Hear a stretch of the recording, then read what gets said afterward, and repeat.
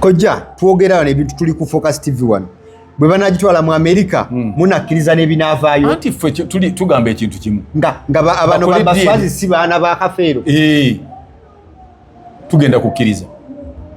awo tulimanya nti Kafeero teyazaala mwana n'omu nze gundi oyo mulalu simala naye budde sirina budde bw'oyo alina ekitagatta Edisendi omanyi wayinza kubanga yali tannatuuka magezi matuufu we gabeera n'akoma okuwanvuwa Edisendi anti Edisendi mulalu ekyo kati kankikugambe mulalu he is mad nabulidde awo nga ajoboja n'okujobojja mbu nze oyo talina kyamanyi ku bya Kafeero Edisendi okulaba Kafeero bamulaba nga Senkubuga azze ambuuzizza ti Kafeero teyalabiseeko tuyinza kumufuna tutyeko omanyiyo kakati anti bamukebere ne bana bakebera Kafeero mugamba nti bifu kati ng'ono bano bwe bagamba nti baganda ba Kafeero ekitegeera kye ngamba nenda agamba muganda wani wa Kafeero ate agamba nabali abaana baani ba Kafeero era yabaleeta nti bamufaanana nnyo kati bakebere nende engeri yali muganda wa Kafeero DNA yekwatagane nabali abaana babeere ba Kafeero mu bulamu alina ennaku ez'ekijjukizo kati nno Focus TV yange bazza okufuula ennaku zo ez'ebyafaayo bakwata vidiyo n'okukuba ebifaananyi ku mikolo gamba ng'okwanjula embaga graduations okukyala bano nno tebakoma okwo aba Focus Group yange bakuguka mu kutimba bakola keeki wamu ne juice omuwoomu nga kuno bagattako okukola graphics ne branding ow'ekitongole kampuni oba bizinensi yo era basange ku kitebe kyabwe ekikulu e Kampala ku Jesco Plaza oba basange ku ofisi zaabwe awo ku Focus House Mutuba ne ku ofisi zaabwe empya ekiboga mu Town Council ku 2nd Street okuliraana Smarton Hotel ebisingawo bakubire ku ssimu zaabwe 0757 133 162 oba 0789 020 gwali ku Facebook ne Instagram kebera Focus Group yange ate ku YouTube beba Focus TV yange Buterevu gwe ali ku Focus TV thank you so much yobali okubeera nga olaba ali ku Kojja Kagato exclusive okola kyamanyi okubeera nga okulaba ensonga ziwanvuye eba zikyawanvuyira ddala eza munywanyi wafuwa Kojja Kagato omugenzi kati Paul Job Kafeero ono ku myaka gy'amaze nga avudde mulamu bw'ensi egisoba mu 19 tukakasa nti ate era nga bwe yali omulanzi nga bwe yali omulaguzi nakati abantu bakyayogera bingi bakyogera bisongovu ku ebyo byafaayo bye in fact singa abadde nga tugamba nti aweebwa awadi eyokubeera nga ati akuta amawulire g'ensi yattu Uganda yandibadde omu ndine Kojja abadde bize okuva DNA yakoma mbadde simufunanga ku Focus TV wano era mu nsaasiro olw'ekyo bulijjo munoonya naye nga ali wano ne wali bamuzza wano ne wali olw'emirimu egy'enjawulo n'olunaku leero mufunye twanukule ku nsonga ezimu ezigenda maaso ku social media biki ebirumira ye byalaba na biki ebituufu bwe birina okuba Kojja sebo nkwaniriza kale sebo obulamu bugamba ki bulungi sebo akabuliriro gyendi okuva luli gundi DNA bwe yakomawo Kojja we tuli wano nga kugamba ensi ekudusa speed era entesetera kutwala speed kati bw'otagenda na speed yayo bibiri ofunako ekimu oba osemba nayo oba yo nekubwatula Kojja nsaba mbuulize ku balabi abalabi baffe mwenna mbalamusiza aba Kojja Kagato exclusive n'aba Focus TV ne TV yange tubaagala nnyo bannaffe mwe mutufudde kye tuli era mutwagadde ekitagambika tusaba Mukama Katonda batwalira awo era mwongere okusubscribinga n'okulayikinga tusobole okuba nti twongera naffe okubawo ebyo ebibasaanira nga biva mu bifo ebituufu byennyini Kojja olunaku okuva DNA bwe yavaayo neeraga nti abaana bali bana Kojja ekyo tubadde naawe ebbanga lyonna okuva bwe baziikula Kafeero ebigambo byo nga tebikyuka n'ogamba bannange DNA bw'eneeba ekoze ekyamagero ku baana abaana be tumanyi ejja kwongerako abaana bameka ng'ekoze ekyamagero ekitaasobosera byagenza okuvaayo nga Kojja bwe wayogera ng'era abaana bali bameka bana wabula oluuyi luli olugamba nti teruli lumativu era luvudde ne lugamba nabyo bifu era waliwo ekkobaane ku sayidi ya Bisirikirwa baswazi ne ttiimu okubeera nga bakoze ebyabwe bakola okukyusa DNA. Kojja ekituufu kiri ki? DNA bakyusizza nkyuse. Mbo bazikyankalanyiza wa. Ate bantu kati bwe baba bazirabye baleete ziri entuufu bazireete. Bwe baba balabye ze bakyankalanye. Manyi bwe bwakanya kiringa bwe wakanyisa DR forms. Gojja n'entuufu. Nogaba nezange zizi n'entuufu ze zino. Ekyokubiri. Lwaki ogamba nti Swazi Bisirikirwa and team gundi Elizabeth Simon ne Dube ne ba Simon tibe batikyankalanyiza ebintu ebyo. One, bo mu byokukebera baali tebabiri tebabyagala na byagala era tebasayininga kubakola ki abategeka okukebera kwonna bebo bennyini abawanduddwa nga bali ne tiimu eriko Nende Mugerwa Lawyer. Kakati ate mu abategeka okulonda Lawyer teyaliko. Munnamateeka w'abagundi teyaliko. Oyo Luzige yaliko naye waba Simon teyaliko. Kati tulaba tiimu eri. Anti bwe mumala okutegeka okulonda okukebera mwe bennyini nga mugamba nti DNA zaasooka temuzikkiriza bano ze baakola ne mukola ezammwe ze mwekakasa mu laboratories ze mwekakasa. Kati ate lwaki mugamba nti bano be muteekakasa be bazikyankalanyiza ng'ate mwe mwekeberera ebintu byammwe mwe mwalonda gye banaabikolera. Nende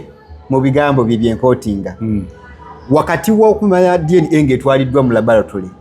Minisita Balamu afunawo ko ka break akagenda yali kyankwanzi akali mu nnaku eziwerako. Bwe yavaayo yakumawo n'awooninga Minisita Balamu n'awooninga nti yafunye okwemulugunya waliwo abagala okutabula. Lwaki balowooza ni mubaali bagala okutabula mu bantu mu baana 29 lwaki ogamba nti abaana be baagala okutabula n'otagamba bali 25 anti basigaze properties bo baagala okusigaza. Gwolowooza nti bano abaana bo bakyayagala nnyo ogamba nti be baana ba Kafeero. Bo already baana ba Kafeero. Kati bano be balwana okubeera abaani abaana ba Kafeero. Kati bano tebalina kibalwanya nakutuuka ku amanyize nnina ebintu byenjogera kyenagamba nti neddenze eryo nalyo entegera yalyo si ntuufu. Liriwa eryo erigamba mbu simanyi mbu ono yavaawo musi mumativu oba toli mumativu gwe kati kebera ababe. Nze nabagambye nti kati the best option esigaddeyo tebayitawanyana bintu biriwo birala. Abo bokka abagamba nti tebayiseemu nga baana ba Kafeero 21 babadde 21 be basigaddeyo kati be baba bakebera bokka balabo babbo bafaanagana tulyoke tumanye nti bano abaana si ba Kafeero bali be ba Kafeero bakwate bano 21 babakebere bwe baba bo bafaanagana bonna nga gondi za DNA ezaabwe zezimu bakeberereko n'oyo kitaabwe agamba nti kuba ye agamba muganda wa Kafeero naye bamukeberereko bwana abafaanana n'abo nga kiwedde nene bamukwate kakati anti bamukebere ne bana bakebera Kafeero mugamba nti bifu kati ngono bano bwe bagamba nti baganda ba Kafeero ekitegeera kye ngamba Nende agamba muganda wani wa Kafeero ate agamba nabali abaana baani ba Kafeero era yabaleeta nti bamufaanana nnyo kati bakebere Nende engeri yali muganda wa Kafeero DNA yekwatagane nabali abaana babeere ba Kafeero. Tuleme kwetawanya kuba buli lwemugattamu baswazi mugamba nti be bakyankalanyizza ki. Kati batuuka batya okukyankalanya gwe gye watwala ebintu mu government laboratories. Anti bagamba nti bye Uganda buli kimu kisoboka. Kati lwaki oba ogamba nti buli kimu kisoboka lwaki tokkiriza nti n'abaana abana basoboka okuba nga be ba Kafeero nakyo kikkirize kuba ogamba buli kimu kisoboka. Era bo bagamba kabazitwaleko ebweru.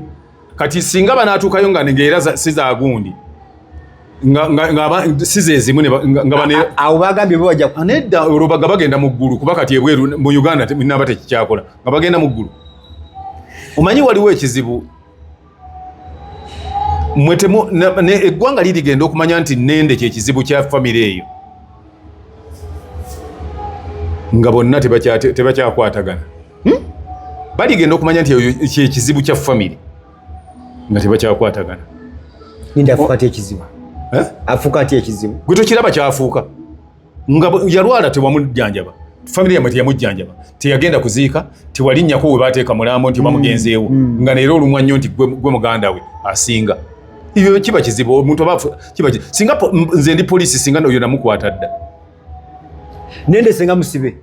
ne muganda we Mugerwa eyagamba nti bwe baddanga abaana bali bana bantwala Eruzira singa kati namutudde dda naye singa ali eyo omanyi yamanyire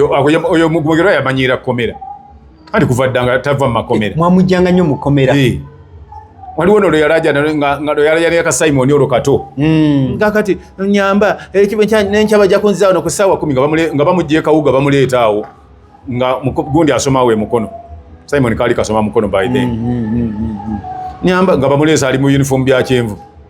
kati n'oyo naye ayogera kubikwata ku baana nga ate ebbanga lye baba babeererawo nga ye ali abeera mu makomera kantu katono nyaka muko jaka kenenya mwami Mugerwa ono yawaga mu DNA nga bamaze okusigula mu okujjayo omukulu ono Kafeero ebisigalira ne babifuna n'agamba DNA eno egenda okolebwa tugenda kuba bamativu 100% n'ebinaakola ki n'ebinaava nze nabagambye dda nti ekizibu kya famire eyo nende abo abali awo omuntu ataliwo nga baziika tewamanya gye baziikira okujjako okuddangayo nga bamaze okuziika nga mugenda nekitaawo ne muzungira gye baziika tikati ate lwavaayo nga alaga nti yali ayagala nnyo Kafeero kojawulo ono mulala era comment section omwo oli yabadde abuuza nende bw'oba oli muganda w'abana abaana 21 bono bogamba bakwate batwale ku kijja kya Nanganga bw'oba baziika kuba baba mmwe bw'oba bagamba so si kugamba minisita bakuyambeko ogula ettaka bwe banaawangayo banaabeeranga famire lwaki ogamba babeerenga famire ewantu ng'ate yammwe ejeri eya Nanganga ekizibu kya famire eyo gundi nende kati ekyo tekyetaaga na kulowooza nnyo nende ali muzaala nze kati yamanye ebibyo kuba nze sobola kutegeera bintu kuba ebyenfuna byabamalamu ebyenfuna ali mu blockinga deal wano kati ekyo nkikubuuliridde wano oyo tebamutwalangako misinde we yali ayagalira okutundira erweza oyo nende tebamutwalangako nabugisi simufungize nawulidde najejemba nomanyi nze muzeeyi Kagato bagira ajje mugulire muwe ku ssente muwe naye ali mu kazigo ekitanda tekijaamu ebintu biri bweru ng'ogamba kuwanze oyo omuvubuka nze nabagambira erivubuka terina magezi ali mu kazigo wali ebulenga naye ajejembera ku nze by'obugagga byalina jangu akuwa omulimu okole kwa tulina byakukola nga naye akumakako obuwunga kati yatandika kulya maize brand takyasobola nakawunga kozi maize brand yechachu ate bakubye kuki ku kasooli kuli yakalinako era nga bwolaba oyo Mugerwa naye nabulidde mpala ne bunye Mugerwa kale gwe baali bawadde singa Kafeero ali wala singa wali badde mugezi kuba yakujjanga mu makomera buli lukedde ate yali baali bakufunidde ne bagamba nti ondowooza ekikubbise ennyo bwoti kabakufunira omulimu butaba na mulimu ne bakuteeka mu Kafeero Foundation tewagirya n'ogisuula koja olukesegede ekyamusibyanga ki nga simubbi mulwadde nga simubbi yererula bebagamba nti gundi asula Ntebe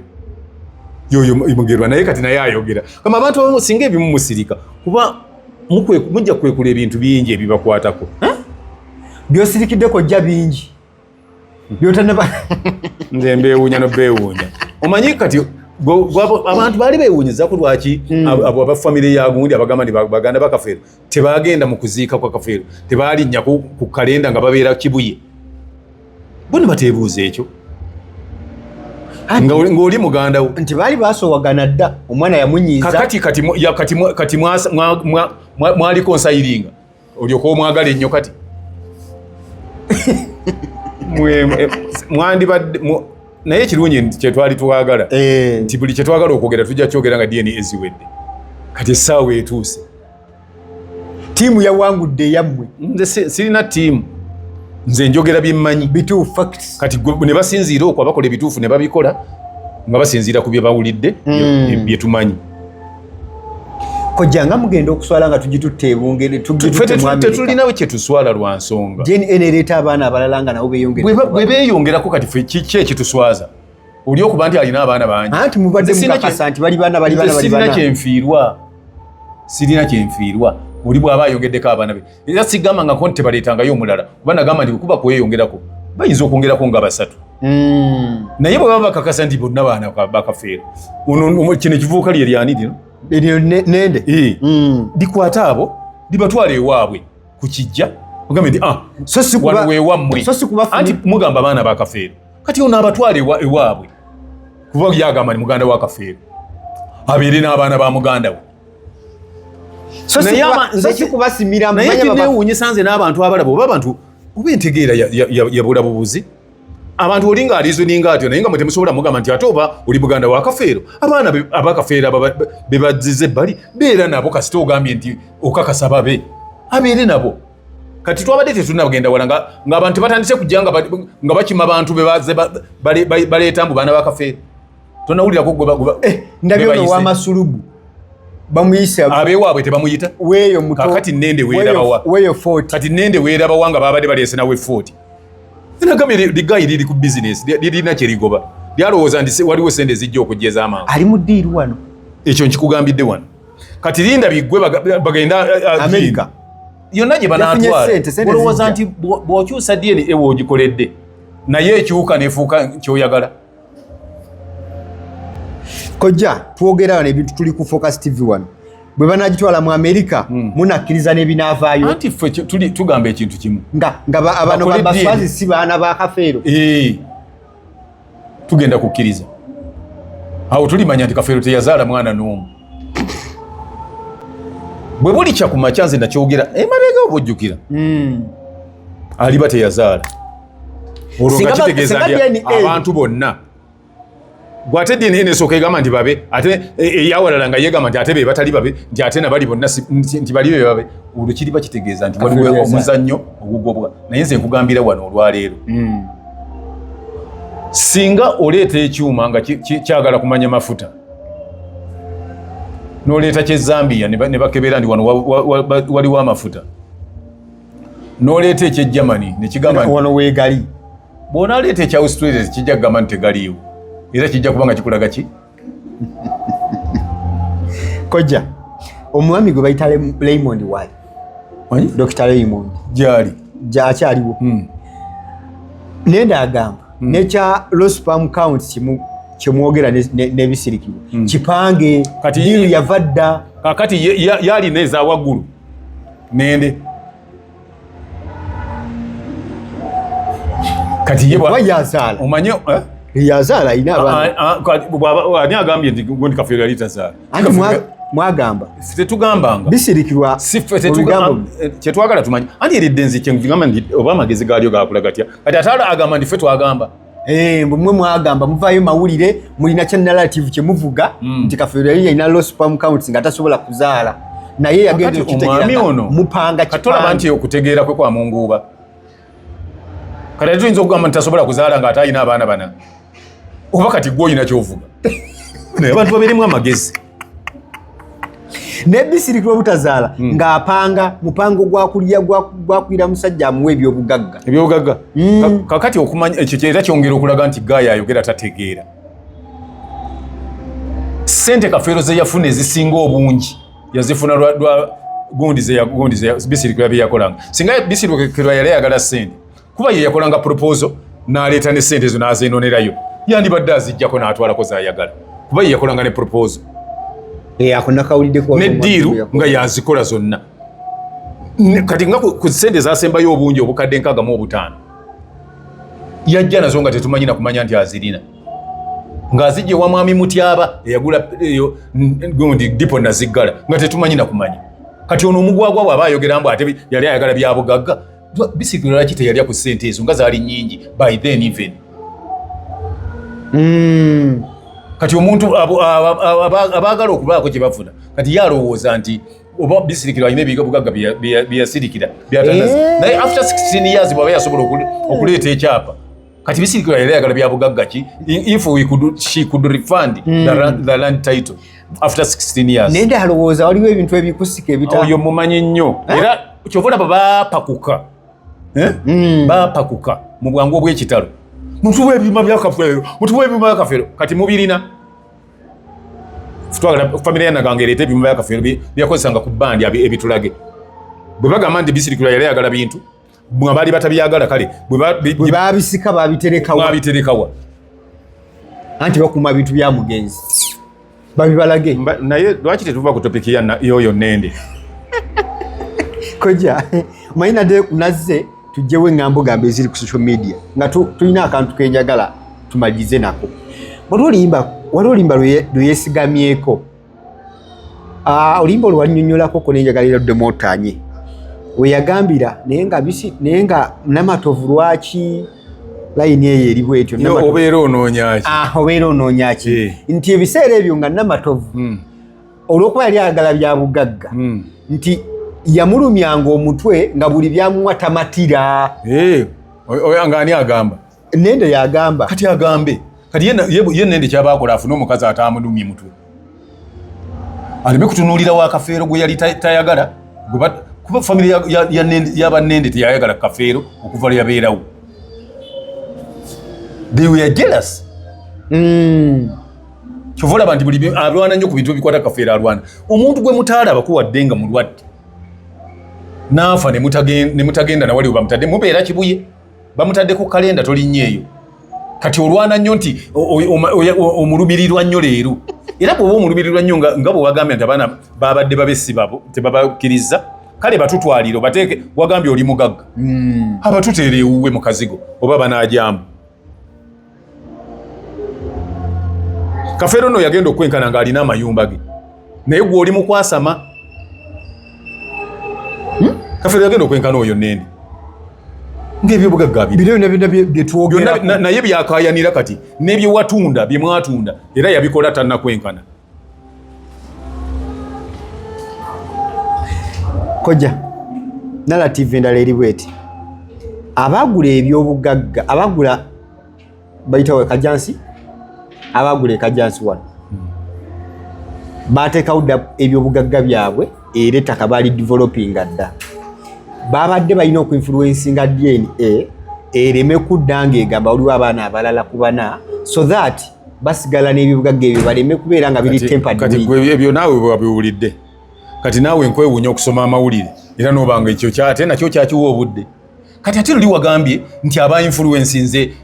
gondi DNA obutadde etyo babadde baswazi ate kati bakyuse eno tiimu yeegatta ku baswazi basikiwalinga ebiri bye batunda abaana balala kubuuza kuba looyo yabadde amaze okusalawo looyo asalawo nga ulira bwe bimala okujja nga abaana balala kwebali bino bye mwatunda baswazi bigizibwe mu baana bano kati bali abagula kati nga bwe byazze nga si baganda baabwe what next kyebagamba baguliridde anti kati kyengamba naawe n'olowooza ekyo ng'oli munnamawulire omutendeke bali bagambye nti swazi yakola ekyo ate kakati bizze kubaagula gwe kati nze njagala gwe kale oteere ssente mu suuti yange eri mu dry cleaners oginzigireyo okisobola. Waliwo omuntu nga yagula ekintu n'akwata obukadde obuwera 2 obulala abuteeke mu kintu bw'omanyi sente ze bakebererawo okukebera DNA abaana bali mu 5 abaana tebaba 2 mu 5 babeera abaana 5 kubanga bakeberedde mulaba lufizi 2 kati abantu abatategeera bamu sente mpitirivu kituufu okebera DNA ku mwana omu kyetagisa sente mmeka? Emitwalo 5. Emitwalo 5 emirundi 50 ze sente mmeka? Bwe bukadde nga 205 ng'oli abuteekamu ng'ayagala ki alwana kuba nti abaana bakafeero tebabeera bakafeero banaye mukozese ku magezi wadde kale mulina matono wadde olina matono naye gakozese lumu osobole okugjamu ekirungi. Koja nga tumaliriza eno topic mukkiriza Nende aweebwe DNA bagitwala ebweru ate Nende bagimuwangaani taata w'abaana ali mu kununula abaana kakati njala kubuuza Nende muganda wa kafeero ogambye taata w'abaana kati bakebere Nende bakebere n'abaana tujja kuba tufunye DNA first class kuba Nende yawakana ndi buli bakebera kafeero nti ebanfu kati bakebere Nende n'abaana. Koja nze nkutiirako kuba mulimu ne narrative yatandika narrative endala yina eri mu kujja nga bwe nga tuli mu kutangaza biri ku social media egamba nti okusinga okwemenya n'abaana okunonya batata baabwe bakwate buli kakilinki kakafeero bonna mikwano gy'abatambulanga naye muyinza okubanga nammwe muyinako abaana lwaki temusoose nakyo kikola naye ate era kiba kyamakulu nnyo okufuna DNA entuufu n'okukakasa abaana bano nti bakafeero bwe bakebeera muganda woono nnende ne balaba babankinga n'abaana bano ne batabeera mu lusuubu kuba akakasa abaana baani abaana bakafeero ate ye akakasa muganda waani wakafeero kati bakebeere nnende n'abaana baabwe kiba kiwedde oba ofunye abaana abatuufu tetugenda kwemenya tolaba nga tuba tetwemenye kubeera agamba nti kuliko n'omwana wa driver we wamanya kukojja nze simumanyi kuba nze nali mmanyi baana ba kafeero abaana kati ate oyo nnende engeri gyabeera ennyo ne kafeero ndowooza yamanyi owa dereeva oyo edisendi yeyayogedde ani edisendi anti edisendi mulalu ekyo kati kankikugambe mulalu he is mad nabulidde awo nga ajoboja n'okujoboja mbu nze oyo talina kyamanyi ku bya kafeero edisendi okulaba kafeero bamulaba nga senkubuga azze ambuuzizza ti kafeero teyalabiseeko tuyinza kumufuna tutyeko omanyiyo ne tugenda gwatandikira gyo okumanya ani kafeero kakati ate agamba nti amumanyi nnyo nze kati oyo omulalu soogera naye era I don't want to discuss Sendi era yagambye oyo musonyi wa busonyi naye senga mbalaga ekyabagattanga kakati ate oba ogambye nti kyekyali kitugatta kati gwe kyekyali kibagatta naye anti kigambye he is mad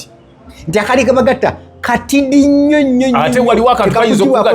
kayinza otugatta gwe nobanga ate kekakwogeza ebintu ebingi bityo bamukomye nako nga mulaba bamukomako nga abalina kye bamanyi nga boogera n'agunula amaaso n'akola ki n'abajja ku point ng'ayagala kuyisaawo birala kati tetugenda wala anti gundi waali bisirikiro kati ajja kubuulira Sendi bwamumanyi bwe bamanyiganye ne bwe bamanyiganye nange Sendi bwe yali amanyiganye ne kafeero ne kafeero bwe yali amanyiganye nani atubuulira ekituufu kyeki kuba ye waali nze gundi oyo mulalu simala naye budde sirina budde bw'oyo alina ekitagatta edisendi omanyi wayinza kubanga yali tannatuuka magezi matuufu we gabeera n'akoma okuwanvuwa kujja ate ogenzeeyo kyenja okugamba nga alina we yagalekane anti kati ebintu ebimu byakulabula tolaba gwe omuti bwe guba gunajjaniko ebikoola we gulengera layiti guwanvuwa gutuukeyo kati ono teyafuba kunoonya walina kutandikira kutegeera teyatuukawo n'akoma oba yali promota we nga nze simanyi kuba nze sibimanyi kuba nze saamulabako mu bulamu bwange nga tuli ne kafeero saamulabako omutegedde edisendi nalinga mumanyi mu kaduuka gye yatundiranga busimu ng'atunda zi Sony Ericsson awo nga ku William ng'oyingira mu kikuuba awo nga we mumanyi era nali mmanyi nti mukwano muganda wa kavubuka ke twalinga tuzannya nako by then kalwa konna Beno ndi kibuuka ke kavubuka yali mukali kavubuka by then nga nakano kaana kakiringi gwotendikira okumutegeera nenkalaba nga ndaba kafaanana muoli